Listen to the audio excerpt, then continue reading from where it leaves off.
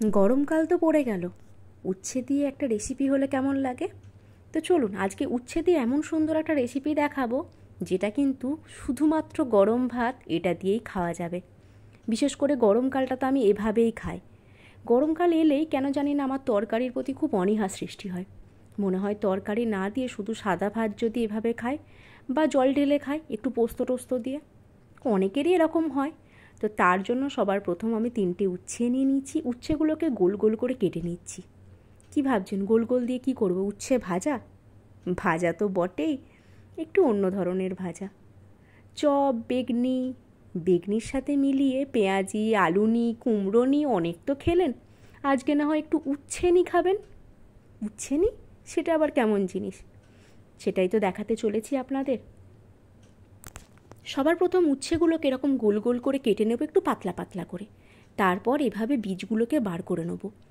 বীজগুলো সব বার করা হয়ে গেলে একটা হালকা ব্যাটার তৈরি করব। আমার উচ্ছে কাটা রেডি।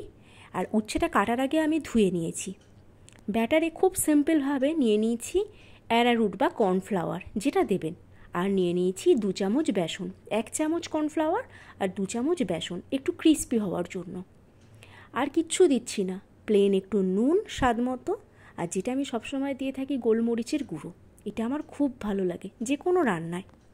তো গোলমরিচের গুঁড়ো দিয়েছি। এতে চাইলে আপনারা বেগুনির যেমন ব্যাটার তৈরি করেন, একটু আদা বাটা, লঙ্কা বাটা এসব দিতে পারেন। আমি এসব কিছুই দিইনি, গোলমরিচ দিয়েছি, তাতে একটু ঝাল হবে। এবার ব্যাটারের থিকনেসটা একটু দেখে নিন। যতটা পাতলা করা যায় ততটাই ভালো, মানে এর থেকে বেশি একদম জলের মতো নয়।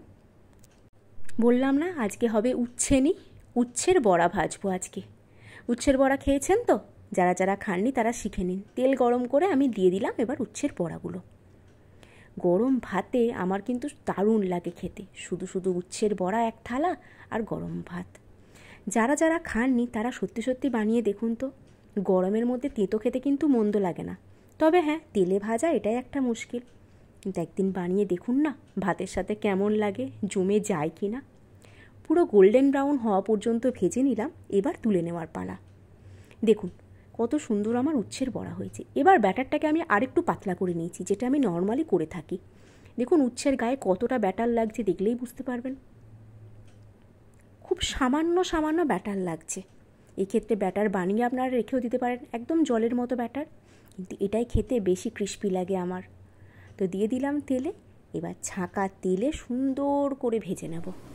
ব্যাস আমার বানানো পুরো রেডি। আওয়াজটা শুনলেন তো, বেশ ক্রিস্পি হয়েছে না? তো এই যে প্রথমে মোটা ব্যাটারেরটা মাঝে রেখেছি, আর পাতলা ব্যাটারের উচ্ছে নি বা উচ্ছের বড়াগুলো চতুর্দিকে গোল করে রেখেছি। তো আমার উচ্ছের বড়া আজকে কমপ্লিট। অ্যাকচুয়ালি এটা আমার মায়ের রেসিপি। আমি যখন উচ্ছে খেতে পছন্দ করতাম না, তো মা একবার এটা বানিয়ে দিয়েছিল। এবার তুফান খেতে বসে গেছে।